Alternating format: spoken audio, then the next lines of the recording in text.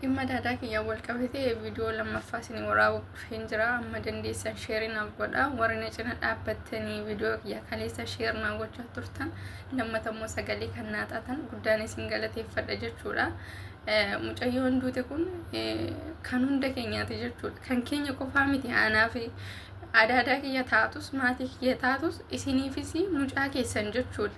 እና ገልገል ሙባረክ በራሴኑ ፊያሌን ቱረሲኒ ገሌ ሙባረክ ይስዋንኒ ናንጨሬ ሬፈሻንቱ ጅራ ከናፍዩ ቆባቲ ቶኮ ኬሳ አደባሴ ገልቹ እንደንደው እንዱ እያጅራ ዋንቴፍ ወሊት ቀበሜዳ ከነኒ ገሉን ገለቴ ኤሲ ወጭቶ ዋለሙቴ ሲለቹ ከነኒ ናንጨሬ እኒ ለመታሞ ሀርከናማ አንዱ ተዳካኒ ሙንጀና መጀቹ ጋሩማ ማቶኮፍ ቆቦፍ ያለ ጅራ qoricha nyaateeti kan isheen duuteedha. Lammatammoo mucayyoon kun ulfadha.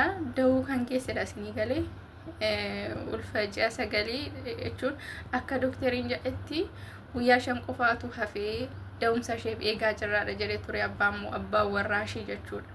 Inna daa'ima faanalleedha kan isheen duute. Akkasaamutti baay'ee nama dhukkuba isinii galee unkaan maatii keessanii akkanatti isinitti himamiyaa turuuti.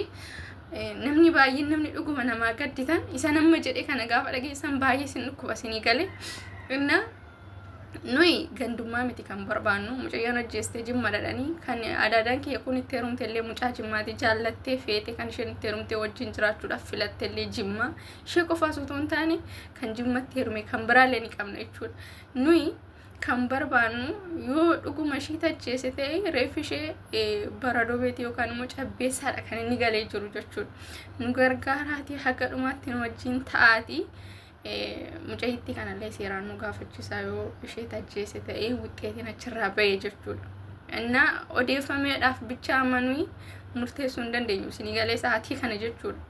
Maaliif akka namni amanuufis sammuun keenya akka tasgabbaa'uufis akka nama dhukkubu tarii namoonni nama hubattan baay'een keessan hin jirtu yaada isinii galee inna sanarra dhaabbannee jechuudha. Waan hundumaa murteeffachuu kan dandeenyu jechuudha. Amma kana hin ta'in itti garuu waan jennus waan dubbannus sa'aatii kanatti bitaa nutti galee jira jechuudha. Maaliif baay'ee nama dhukkuba gaafa wanta ta'e kana dhaga'ani jechuudha. Dhugaa rabbiin isiniin jedha.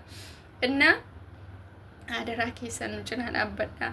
Mucayyoon immoo mataa ishee bakka buuti malee saba Jimmaa bakka hin buutu isinii galee. Nuyi saba kamirraa yookaan immoo ganda kamirraa jibban qabnu hundi keenya iyyuu tokko jechuudha. Mucayyoon duute kun kan keenyadhasi kan keessanidhasi kan hunda keenyaati isinii galee. Inni dhukkubbiin ishee immoo hunduma keessanii isinii haa dhukkubuun isiniin jedha isinii galee. Kanaafiyyuu isheen ajjeestes kan keenya isheen duutes kan keenya yoo wanti sun arragaaggatame haga dhumaatti dhugaansa bahee jechuudha. Kanaafiyyuu haga dhumaatti nu wajjin dhaabbadhaa. Maaliif humni keenya isin sa'aatii kanatti jechuudha. Anamma sa'aatii kanatti dhugaa waanan dubbadhe waanan dhiisullee na jalaa badee jira. Dhugaa rabbii maal akkan jedhu hin beeku. Bakka sa'aatii kanatti of to'achuus dadhabeera waan hin jedhus dhabe bakka dhugaa rabbiin isiniin jedhaati haga dhumaatti nu wajjin dhaabbadhaa. Maatiin kiyya immoo arganii akka isaan garaa kutatan akka isaan amananii gargaaraatii biyyatti nu galchaan isiniin jedha. Waan isin kadhadhu kanuma lola biraa hin barbaannu. Saba kamiyyuu wajjinis ta'ee ganda kamiiniyyuu jibban qabnu nu isiniin jedha. Bicha dhugaa ishee bicha akka nu goo reef ishees akka biyyatti nu galu akkoon kiyya yookaan immoo haati ishees argitee akka isheen garaa kutattu bicha nu gargaaraa isiniin jenna. Waan biraa waan isin gaafannu qabnu jechuudha. Aga dhumaatti bicha akkasiin nurraa addan baane waan barbaachisu kamiiniyyuu nu cina akka dhaabbatta isin kadhanna.